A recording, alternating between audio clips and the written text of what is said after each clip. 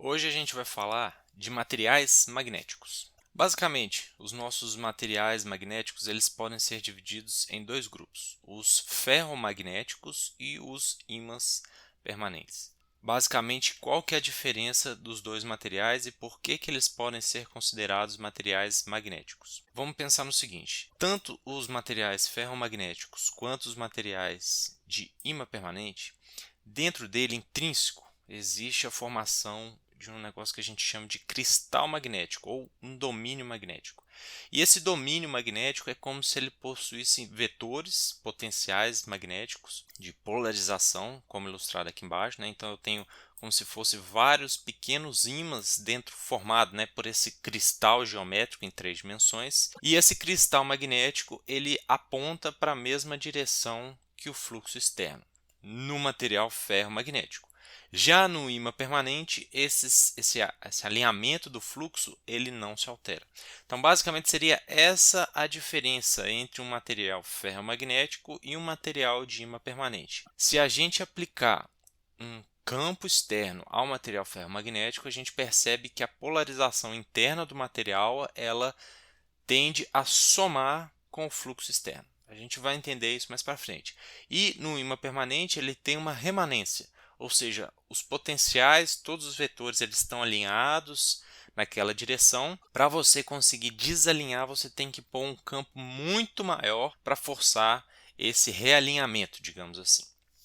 Então, vamos avançar para ver se a gente consegue praticar um pouco mais esse conceito para entender. Então, esses dois materiais, eles possuem o que eu chamei aqui de ímãs elementares, né, que é o domínio de Weiss. O que é o domínio de Weiss? São esses pequenos cristais aqui. E aqui nessa figura ilustra bem isso. Então, se eu tiver meus vetores apontados para baixo, isso aqui seria um ímã norte, né, um cristal norte no domínio de Weiss. E se eu tiver os meus vetores apontando para cima, isso aqui seria um ímã norte. E a interferência, né, ou a divisão entre esses dois elementos, né, entre esses dois domínios, é o que a gente chama de block wall, né, que é a parede de Bloch. O que é essa parede? A gente não consegue fazer uma transição, né, de norte para sul abrupta. Então a gente tem uma região onde os vetores eles são gradativamente invertidos até chegar na nova posição, que é isso que está mostrando nessa figura. Se fosse um ímã permanente, o que a gente teria é tanto o domínio sul ou o domínio norte estariam apontando para a mesma direção. E essa parede de Bloch ela seria muito menor, de forma que praticamente todo o material teria um alinhamento na mesma direção. Então, o que eu estou falando aqui, os domínios eles são separados por paredes, que são as paredes de Bloch. Mas o que isso é importante ou qual a diferença para nós? Nós vamos discutir logo à frente. Antes de evoluirmos, essas paredes elas dividem os domínios de Weiss e elas são regiões muito pequenas. Aqui nós estamos falando de cerca de 0,1 milímetros de parede entre os domínios. Então olha que interessante. Quando a gente tem um material neutro, por exemplo, um material ferromagnético, a gente tem a orientação do fluxo em diversas regiões, de forma que ele se anula. Então, se eu pegar um material ferromagnético até um ferro fundido e aproximar de outro ferro fundido, eles não se unem, né? Não ficam grudados, não aparece força magnética. Isso porque os vetores internos, né, nos domínios de Weiss, eles estão alinhados de forma que o fluxo se anula, o fluxo se fecha. Então vamos pensar aqui nessa região que eu tenho esse vetor, então ele sai do domínio, passa pelo próximo, se fecha e fecha aqui dentro. Ou seja, dentro do material, o fluxo ele se fecha. Então vamos pensar numa determinada situação onde eu venho agora e aplico um campo externo. Então meu campo externo ele está aqui da direita para a esquerda. Eu sei lá, vim e fiz uma bobina ao redor desse material aqui, né? Pensa que isso aqui é um condutor enrolado e eu circulo uma corrente e vai aparecer um fluxo externo. O que vai acontecer é que esses cristais que estão contrários, o domínio, né, o tamanho do domínio dele, ele vai comprimir. E aqueles cristais, aqueles domínios de Weiss, que eles estão favoráveis, eles vão expandir. Aqui no instante B é isso que a gente observa. Os elementos, os domínios que estavam favoráveis àquele fluxo, eles se expandem, então agora eu tenho uma área muito maior, e aqueles que estavam contrários, eles diminuem. Aqueles que estavam a 90 graus, basicamente eles permanecem a 90 graus. Então eu aumento mais ainda o meu campo. O que vai acontecer? Ao aumentar mais ainda o meu campo, meu domínio ele cresce mais ainda, praticamente reduzindo os contrários, como se eles tivessem sido praticamente anulados, mas ainda existe. Isso vai caracterizar bastante a polaridade do material, né? A polarização do material ou a magnetização do material. E o meu vetor perpendicular ele continua perpendicular, né? Apesar de ter contraído um pouco, né? Vocês percebem que houve uma redução do domínio desse alinhamento perpendicular, mas ele permanece lá. E aí eu aumento mais ainda lá no quase saturação do material, a gente vê que praticamente o domínio contrário ele ainda existe, né? Ele está aqui, mas muito pequenininho, aqui em cima e aqui embaixo, mas praticamente só sobra o domínio apontando para aquela direção de fluxo que eu estou criando, e aquele vetorzinho que o domínio praticamente já quase se extinguiu, ele dá uma ligeira torção. Ou seja, esse remanente interno desses cristais, eles na verdade eles não se alinham. A energia que a gente precisa fornecer para que esse material se alinhe é uma energia muito grande. Então o que acontece na verdade é que esses domínios, né, de Weiss, eles aumentam ou diminuem porque a parede de Bloch ela tem essa liberdade de se movimentar. Então, nosso material magnético, na verdade, quando a gente aplica um campo externo, o que está acontecendo é um deslocamento da parede e, com isso, ampliação ou contração dos nossos domínios. Essa figura aqui ilustra justamente essa consideração do fluxo externo e da polarização ou da magnetização do material. Vocês se lembram lá na aula anterior, quando a gente falou de eletromagnetismo, que eu falei que o campo estava relacionado a um fluxo e a contribuição do material. Lá a gente usou a polarização, a gente pôs até um x grego, esqueci o nome dele, mais um, para ilustrar a contribuição do material ferromagnético. Se vocês estiverem com dúvida, pegue o material lá para consultar. Mas o que essa imagem mostra para nós? Vamos supor uma situação onde eu tenho uma bobina no ar e essa bobina eu circulo uma corrente. À medida que eu aumento a corrente nessa bobina, eu gero um fluxo proporcional à permeabilidade do vácuo, que é μ0. Então essa linha que eu marquei aqui como vermelha seria o fluxo produzido nessa bobina se ela estivesse localizada no vácuo. O que a gente faz agora? A gente pega essa mesma bobina, só que agora no interior dela a gente acrescenta um material ferromagnético com domínios de Weiss, com paredes de Bloch, de forma que essas paredes elas vão se movimentar. Então, à medida que eu coloco corrente, eu vejo aqui três regiões, região A, região B, região C. O que eu percebo? Uma primeira movimentação das paredes, uma segunda movimentação das paredes quando elas já estão chegando no máximo, e nessa região C é aquela onde, deixa eu voltar aqui rapidinho, é aquela onde o meu vetor perpendicular ele já está tentando se movimentar, certo? Então essa região linear que eu estou falando entre a C e a A, essa região B identificada, é aquela onde realmente existe o menor gasto energético e os domínios de Weiss eles estão ampliando ou contraindo. Nesse caso, se for uma magnetização CC, eu só estou impondo corrente, então ele só está expandindo na direção do meu fluxo. E qual que é a diferença dessa linha cinza para essa linha de bolinha? Basicamente, a linha cinza ela demonstra a polarização interna do material, o que é intrínseco. Ou seja, todos os domínios, o potencial de todos os domínios somados alinhados naquela direção. E a curva de bolinhas contabiliza não só essa polarização do material intrínseco dela, como também a contribuição do fluxo no vácuo. Então a gente percebe que à medida que o material se satura, a curva ela fica praticamente igual ao que a gente tinha originalmente se fosse no vácuo. Como é que a gente vai entender isso melhor? Vamos pensar o seguinte. Quando a gente pega e ensaia o material, a curva que a gente vai obter é essa de bolinhas. Mas, na verdade, o que a gente tem para obter a polarização intrínseca do material, a gente teria que pegar essa curva de bolinhas, subtrair por essa aqui embaixo, que seria exclusivamente se fosse no ar, e a gente teria essa cinza, que é a polarização do material. E aí a gente percebe que ela satura mesmo, né? Não adianta aumentar o fluxo que não tem mais como expandir os domínios dentro do material, então ela fica praticamente constante. Aprofundando um pouco mais nessa física do material, sobre o que está acontecendo, vamos falar sobre os saltos de Barkhausen.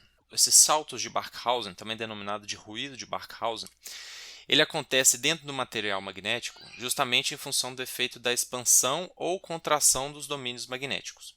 Vamos olhar essa situação ilustrada nessa animação aqui embaixo. Então eu tenho um fluxo externo, que ele vai estar orientado nessa região, e à medida que minha corrente aumenta, o meu domínio, a minha parede de Weiss, ela vai aumentando, de forma a contrair aquela parede que está contrária.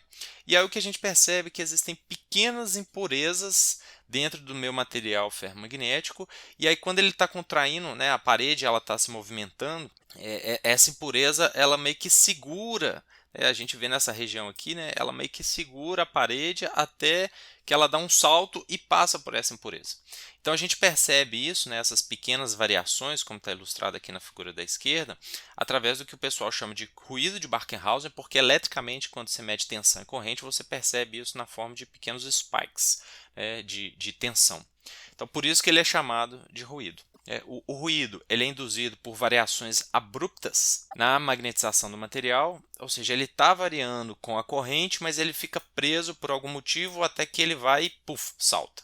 Então essa variação abrupta a gente capta ela eletricamente. E os saltos de Barkhausen eles são gerados principalmente, né, pelo aprisionamento e subsequente desaprisionamento das paredes dos domínios magnéticos. Durante esse movimento, devido aos efeitos, impurezas, defeitos e impurezas aqui, né, basicamente a mesma coisa, ou tensões localizadas no material. Durante o processo metalúrgico, de laminação, qualquer coisa que seja, acaba que a propriedade intrínseca do material causa esse efeito. Então, se eu tiver um aço, por exemplo, de grão orientado, onde eu tenho basicamente os meus cristais com uma tendência, né, de expandir ou contrair na direção de laminação, como por exemplo um transformador, eu não tenho o meu vetor tentando rotacionar, como acontece numa máquina elétrica e num aço grão não orientado, a gente vai perceber justamente esse fenômeno quando a gente tentar, por exemplo, aplicar um campo nessa direção. A distribuição de tensão do material não permite que isso aconteça, mas em algum momento alguns cristais eles vão querer se alinhar, né, nessa direção, né, a variação interna do material, e a gente vai observar esse cenário. Mas isso é só mais uma curiosidade. Na prática, pouca literatura discute a respeito do ruído. Aqui eu apresento uma curva, né, mostrando justamente essas regiões. Então nós temos uma região 1, que são os deslocamentos da parede, que eles são reversíveis, ou seja, eu coloco uma corrente, minha parede ela começa a se movimentar, mas se eu retirar o fluxo, ela volta para a mesma posição. Passou dessa região, vamos supor que aqui eu tenha, sei lá, 0,1 vezes 10 a 3 ampere por metro. Então, se eu cheguei e apliquei um fluxo externo até aqui, a minha parede ela se expandiu. Agora, se eu tirar o fluxo, ela vai voltar, mas não vai voltar o tanto que ela estava originalmente. Então, aqui a gente chega numa região de deslocamento de parede irreversível. E como é que acontece isso? Acontece basicamente de forma discreta dentro do material. Se a gente conseguisse dar um zoom nessa curva, seria isso que a gente observaria. Então, à medida que eu ponho uma corrente, eu aumento essa corrente, eu vou ter um deslocamento e eu tenho essa região aqui onde a minha parede ela pode expandir ou contrair de forma reversível ou irreversível. É claro que nós estamos falando aqui de um material ferromagnético, né? Então significa que se eu colocar essa corrente, mas eu retirar todo o fluxo, ele vai voltar quase que para o início da curva, né? Ele vai manter uma magnetização remanente, mas associada a essa região 1 e 2. Agora, se eu estiver falando dessa pequena escadinha que eu estou ilustrando, deixa eu limpar aqui para não ficar muito sujo. Se eu estou falando dessa escadinha, então significa que se eu pegar a minha corrente de C e passar para B, né, a minha parede ela vai voltar para cá. Agora, se eu tiver de B para A, na verdade ela vai voltar aqui para trás. Seria essa a ideia. E aqui em cima nós temos a região de rotação de magnetização, que foi o que eu falei. Abaixo de 3, a minha parede ela ainda está se deslocando. Acima de 2, todas as minhas paredes elas já se deslocaram e o que falta fazer agora é uma pequena ou ligeira rotação do meu potencial magnético nos cristais que estão perpendiculares. Os cristais que estão contrários, eles praticamente já se extinguiram, ou seja, seu domínio já contraiu bastante, e aqueles que estão perpendiculares, apesar de ter alguma ligeira movimentação das paredes e terem diminuído no seu tamanho, eles ligeiramente fazem uma pequena variação. Então, por isso que a gente fala que o material ferromagnético, né, a região boa para que ele possa operar, é na região linear, ou seja, na região 2 para baixo. Isso aqui é para ilustrar basicamente o material ferromagnético e a gente entender a diferença, por exemplo, do ímã permanente. Então, no ímã permanente eu falei com vocês que ele tem o seu potencial magnético praticamente alinhado numa mesma direção. Então significa que o remanente dele é muito grande. Então vamos pegar essa situação que está ilustrada aqui na figura A e pensar que isso é um ímã permanente. Então o fluxo ele percorre o ar, percorre o vácuo e retorna no sul, porque eu tenho o meu potencial magnético alinhado naquela direção. Então vamos quebrar agora isso em pequenos domínios. Então eu passo, por exemplo, do domínio A e vou para o caso B. No caso B, eu vou ter um domínio apontando para cima e um domínio apontando para baixo. Reparem que agora o caminho magnético no vácuo ele diminuiu. Então agora ele só sai do domínio da direita e vai para o domínio da esquerda, ou do domínio da esquerda para o domínio da direita. Ele não percorre todo o caminho que foi apresentado na figura A. No caso C, agora eu divido em 4 domínios, percebam que o caminho magnético ele reduz mais ainda. No caso D, o caminho magnético ele fica praticamente preso dentro do material. E no caso E, é só para ilustrar como é que fica tudo preso dentro do material. Aqui eu tenho 3 caminhos magnéticos ilustrando isso. Então esse é o motivo no qual a gente pega um material ferromagnético e efetivamente não percebe fluxo magnético dentro dele, porque o fluxo ele está aprisionado dentro do material. E para que a gente consiga usufruir desse potencial magnético, a gente precisa aplicar um fluxo externo no material. Então essa seria a ideia, né, da diferença básica entre o material ferromagnético e o material ímã permanente. Apesar deles terem o domínio, digamos assim, a região, né, do domínio de Weiss do ímã permanente geralmente são regiões maiores e apontando para a mesma direção. E o ferromagnético, dependendo da aplicação, grão orientado, grão não orientado, já são aços que têm um cristal interno orientado para uma certa região, mas que o fluxo interno se anula. Essa animação, para quem não entendeu o que eu falei a respeito de polarização, magnetização intrínseca do material, ela tenta mostrar um pouco esse conceito. Vamos pensar nessa primeira situação onde eu tenho uma bobina no vácuo, no ar. E aí eu aumento a corrente e meço o campo. A gente percebe que a relação ela é linear.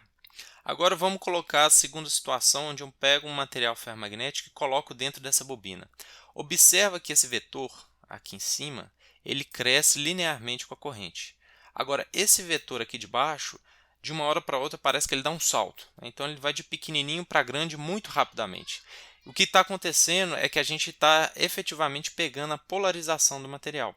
Então se a gente observar nessa curva aqui, em um determinado momento, que é essa de rápida derivada aqui, a polarização do material entra, então ele meio que desloca, né, essa curva, que seria a curva no vácuo, para aqui em cima, que seria também a curva no vácuo.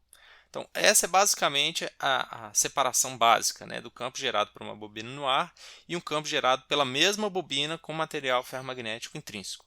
Se a gente fizesse um menos a outra, a gente teria a curva de potencial magnético desse material que a gente incluiu. Foi isso que eu apresento aqui para vocês. A linha vermelha ela é a curva de magnetização no vácuo. A curva verde é a curva medida na mesma bobina, só que agora com material ferromagnético dentro. Quando a gente faz um menos outro, a gente tem essa curva azul. E essa curva azul é a curva de magnetização intrínseca do material. Que em geral isso pode causar confusão, porque a curva ela pode aparecer para a gente, né, como magnetização intrínseca, né, essa polarização do material, ou ela pode aparecer já somatizada a contribuição do vácuo. Para entender isso também, eu coloco aqui um outro exemplo para mostrar. Imagine uma situação onde eu tenho um ímã permanente e um ímã permanente com um circuito magnético fechado num aço perfeito, ou seja, de tal forma que a permeabilidade seja infinita. Nessa situação, nós temos um remanente, ou seja, o nosso fluxo vai ser igual a BR, que está relacionado única e exclusivamente à orientação dos meus vetores internos no ímã permanente. Mas eu não tenho nenhum campo externo, não tenho nenhuma corrente externa. Então o fluxo ele fica todo confinado exclusivamente em função desse BR, né? Ou seja, é intrínseco do material. Seria essa curva ilustrada aqui, né? Essa curva azulzinha. Então isso aqui ilustra exatamente a polarização do material. Se fosse possível obter esse circuito magnético, então ele mostraria exatamente isso. Se a gente fosse possível variar esse valor de BR aqui, sem influência do material externo ferromagnético, né, permeabilidade infinita, é isso que a gente observaria. Agora vamos pensar no segundo caso aqui, onde eu tenho esse ímã permanente no vácuo. No vácuo, o que vai acontecer é que a gente só tem um potencial para o fluxo ser produzido, ou seja, é como se o meu caminho, né, minha permeabilidade aqui sendo praticamente zero, ou muito pequenininha, eu quase não tenho fluxo nenhum sendo produzido, porque o meu circuito magnético tem uma relutância muito grande, mas eu tenho o meu potencial, ou seja, se eu fechar esse circuito, isso tudo vai ser transformado em fluxo. Mas como eu não tenho um caminho magnético, é como se eu existisse apenas a parte do potencial. Então seria aquela minha parcela que seria na minha curva, BH para o ímã permanente seria uma minha parcela que poderia ser transformada em fluxo. Então esse aqui seria a minha coercividade e esse aqui seria o meu remanente. Então a coercividade ela ilustra, o potencial do ímã sem um circuito magnético e o meu remanente apresenta o meu fluxo magnético na presença de um circuito magnético. Isso aqui é a mesma coisa que eu já apresentei para vocês, mas uma figura do livro, onde ele identifica que ele usa a nomenclatura J para mostrar a polarização do material ferromagnético, ele usa B para mostrar a polarização mais a contribuição do vácuo, mostrando aqui a coercividade com coercividade CB, que identifica que seria a coercividade do material mais o A, ou seja, no circuito magnético, e a coercividade intrínseca, que é o CJ. Aqui em cima, também ilustrando o remanente, o BR, do material em operação, e o ponto máximo dele aqui, que é o BS, que seria o meu ponto de saturação aqui, que além disso, para cima disso, a polarização ela fica praticamente constante. Aqui embaixo ele mostra, então o meu fluxo resultante vai ser em função da minha polarização mais a contribuição do fluxo externo. Muito bem, agora que a gente sabe o que acontece fisicamente dentro do material, a gente precisa avaliar as perdas, porque nós estamos fornecendo energia para o material, nós queremos produzir trabalho, realizar trabalho com esse fluxo, mas nós gostaríamos que esse fluxo, essa energia fornecida, ela não ficasse em termos de perdas, ela não fosse perdida. Então a gente precisa entender os mecanismos que geram perdas no material ferromagnético para que a gente possa reduzir. Então a primeira delas seria a redução das correntes parasitas que circulam dentro do meu material ferromagnético. Então quando a gente tem uma variação do fluxo, a gente já estudou lá a lei de Faraday, que a gente tem a indução de uma tensão dentro do material, essa indução de tensão dentro do material em curto-circuito provoca uma circulação de corrente, e essa circulação de corrente ela pode ser amenizada ou reduzida de várias formas. A primeira delas seria trabalhar metalurgicamente a resistividade do material, ou o inverso da resistividade, a condutividade do material. Essa tabelinha é meramente ilustrativa, mas ela mostra para a gente como é que varia, por exemplo, do meu aço, um ferro puro, 100% de pureza, para o material que a gente usa efetivamente do ferro silício, que é o ferro com 4% de silício ou 3,5% silício. Então a nossa resistividade, originalmente que era aqui próxima de 10, 9,6, ela passa para 60. Então a gente tem quase que 6 vezes mais resistividade, então a gente tem 6 vezes menos de perda nesse material. É claro que a gente tem uma variação também na densidade, algumas propriedades metalúrgicas, mas principalmente o que a gente percebe variando metalurgicamente o material para aumentar a resistividade é que as propriedades mecânicas elas se alteram, tanto no processo de brittle, né, o material ele pode se tornar mais quebradiço, ou austenítico. O processo austenítico é aquele onde o material ele se torna muito duro, né, e fica difícil até você punçar o material para produzir a máquina elétrica. Você cortar o material ferromagnético fica mais difícil. Aqui outros valores, né, misturando, por exemplo, as ligas com alumínio, né, alumínio, ferro, silício, níquel e cobalto, e a relação entre a resistividade. O que é interessante, aqui não apresenta para nós a relação de ponto máximo de saturação, né? Mas se a gente usar uma liga de cobalto, né, aqui está 99% cobalto, não seria o caso, mas puramente cobalto, a gente tem uma resistividade muito baixa, mas acaba que a gente tem uma permeabilidade magnética maior. Então existe um trade-off quando a gente estiver falando de aço elétrico, do que seria mais adequado para cada aplicação. Isso é importante, mas nós não vamos discutir isso a fundo, mas a título de informação. Aqui um gráfico fica melhor de visualizar. Então eu tenho o ferro puro, né, que é a base, e eu vou adicionando materiais. Então, se eu posso adicionar o silício, posso adicionar o alumínio, posso adicionar o níquel, posso adicionar o cobalto e posso adicionar o cobre. O que vai acontecer, né, se eu adicionar uma certa porcentagem aqui por massa no material em função da minha resistividade? Então, se eu aumentar aqui, por exemplo, 2% até 4% de silício, né, que é o material, 4% aqui em cima, né, que é o material mais comum utilizado, o aço elétrico, a gente tem uma resistividade aí variando, né, entre 40 e 60, que é uma resistividade alta.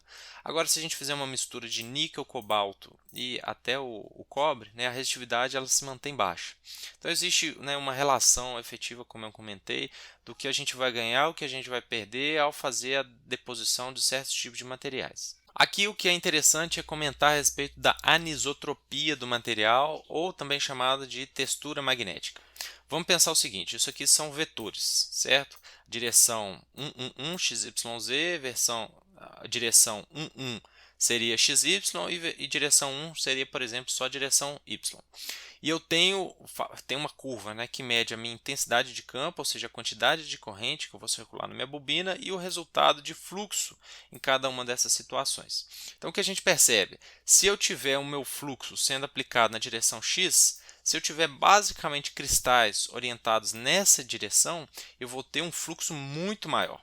O que isso é interessante é a gente observar que, por exemplo, o aço GO ele tem naturalmente um fluxo, né, uma polarização, uma curva de polarização muito maior do que o aço GNO, justamente por esse motivo. Ou seja, como eu tenho no aço GNO que rotacionar o meu vetor magnético, né, em diferentes momentos eu vou ter uma direção XYZ, distintas, então meu fluxo ele é naturalmente menor do que eu teria, por exemplo, num grão orientado, onde eu sei qual que vai ser minha direção de fluxo, então eu já adoto um material com um cristal nessa direção que facilitaria muito a sua utilização e efetivamente, né, a quantidade de corrente que a gente tem que circular é menor.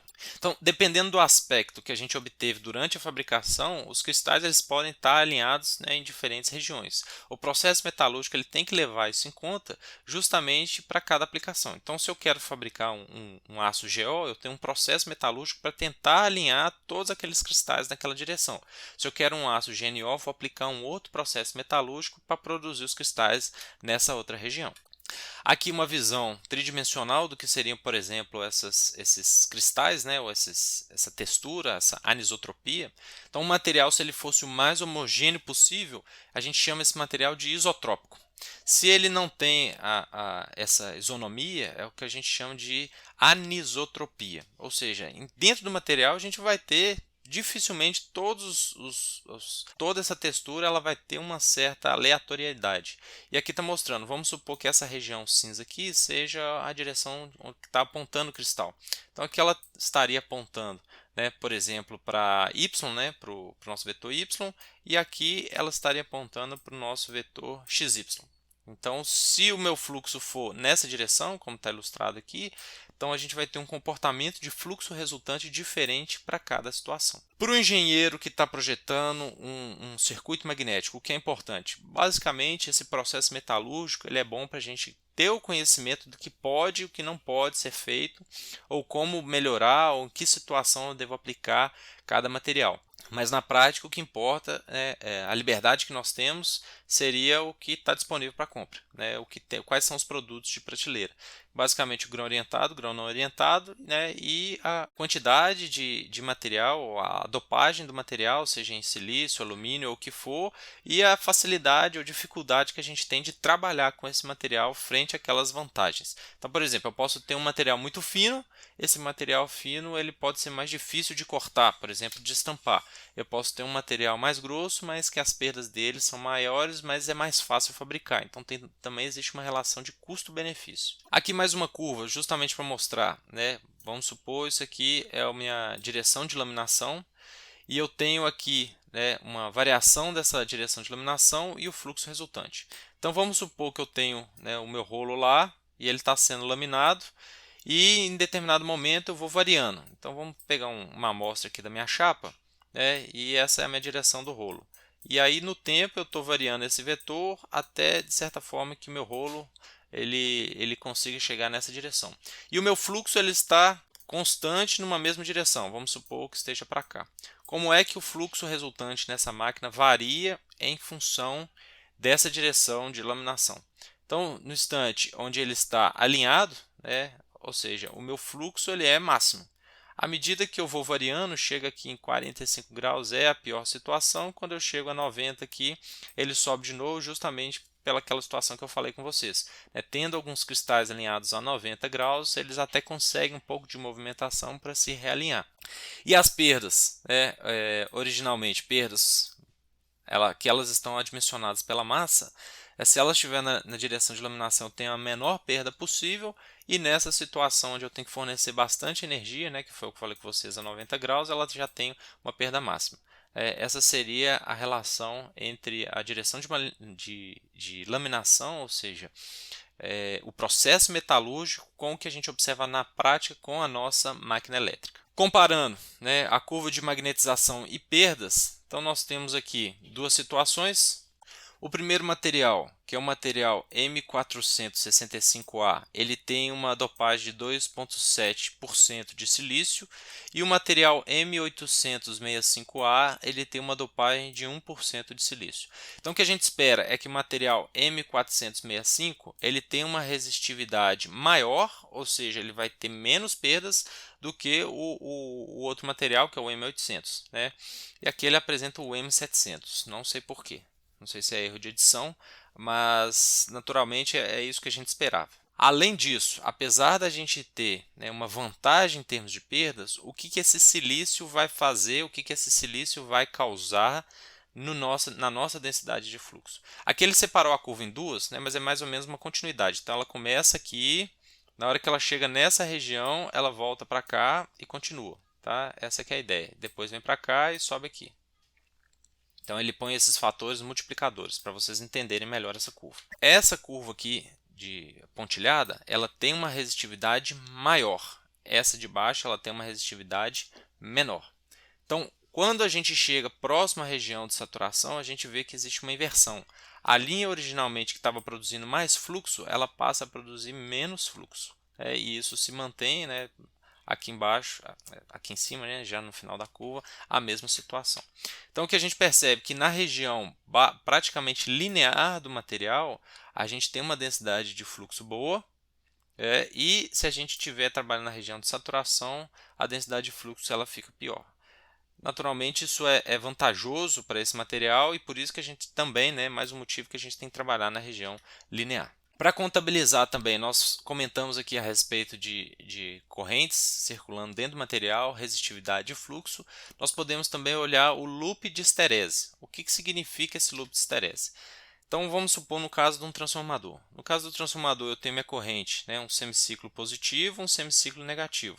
Então eu vou observar isso na minha intensidade de campo. Eu vou ter uma hora que eu vou estar com minha intensidade de campo máxima, depois eu vou chegar a zero, vou chegar na minha intensidade de campo mínima e vou ficar operando nesse ciclo, né, mais, menos a todo instante de tempo.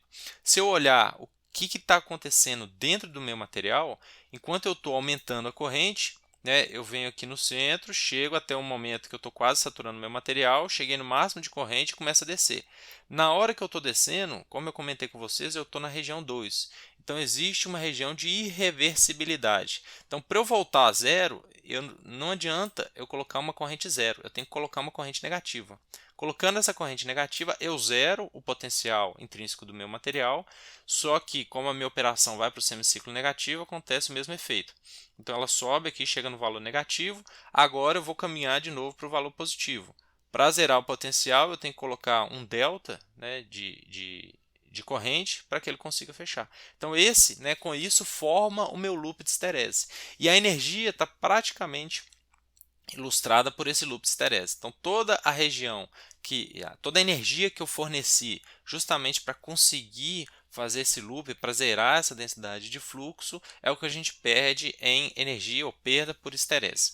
Aqui ilustrado, né, no primeiro ciclo, a gente tem quando eu estou retornando, então isso aqui seria a minha energia toda gasta no meu loop, e quando eu estou retornando, isso aqui é o que eu recupero. Então, minha energia total vai ser tudo que está aqui dentro, né? Esse aqui vai ser a minha perda por esterese. Que é isso que está ilustrado aqui, né? A gente já sabe que a gente pode pegar energia por HB, né? Aqui colocou o elemento diferencial em B. Então, pego o meu W1 menos o W2, vai ser a energia que eu tenho. Então, a gente pode fazer em termos de volume também, né? Eu pego o volume do material, pego a curva HB e eu vou ter a minha energia por esterese. E com base nessa equação que a gente consegue, por exemplo, estimar uma equação de perdas por esterese no material ferromagnético. Como eu falei, né, ela vai depender basicamente do volume do material vezes a energia, né? Então com isso a gente vai ter aqui a densidade de energia, com isso a gente vai ter energia e a frequência que isso vai ocorrer, porque a potência ela está relacionada com o tempo. Isso aqui é energia, energia com tempo a gente tem potência. A potência são as nossas perdas. Pegando esse modelo e expandindo, a gente pode então relacionar o nosso B, que a gente sabia, né, a integral de HdB. Então a gente pode fazer uma equação genérica, não vou demonstrar isso para vocês, mas que dependendo do material a gente vai ter um índice K aqui, né, que isso também pode ser dado por 1 meio de B ao quadrado. Tem um Mi aqui também, mas que tem um índice aqui em cima, né, a nossa frequência, nosso volume, e um N aqui que basicamente depende da frequência, e esse índice K ele pode variar de 1,5 a 2,5. Em geral, esse valor por esterese, os modelos eles são mais empíricos, né? Então a gente consegue encontrar na literatura alguns índices dependendo do material para calcular, mas ele dá um norte para a gente. A gente vai ter uma grande dificuldade em acertar na pinta esses valores, a não ser que a gente tenha de catálogo ou alguma informação prévia do material ferromagnético. Aqui mostrando também, de novo, né, o M465 e o M865, a diferença da dopagem do silício, qual que é a vantagem em termos de esterese magnética.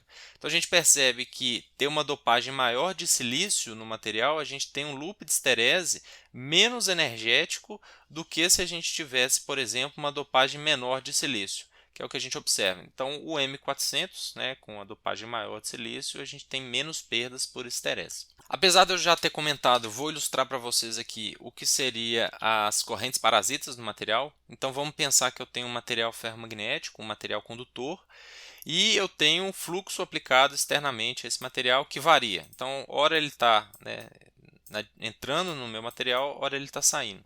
Como a gente sabe, pela lei de Faraday, a gente vai ter indução de potencial elétrico, tensão. Essa tensão vai fazer circular uma corrente, que está ilustrada aqui nesse loop de corrente, né, nesse caminho, e essa circulação de corrente vai produzir perdas. Naturalmente, já existe uma resistividade, então pela lei de Ohm a gente consegue compreender claramente o que seria isso. Tensão, né, vai ser dada por RI, a nossa perda pode ser dada por RI ao quadrado, por exemplo. As perdas por corrente parasita, ela surge única e exclusivamente pela variação de fluxo no núcleo que induz uma tensão que induz a circulação de corrente.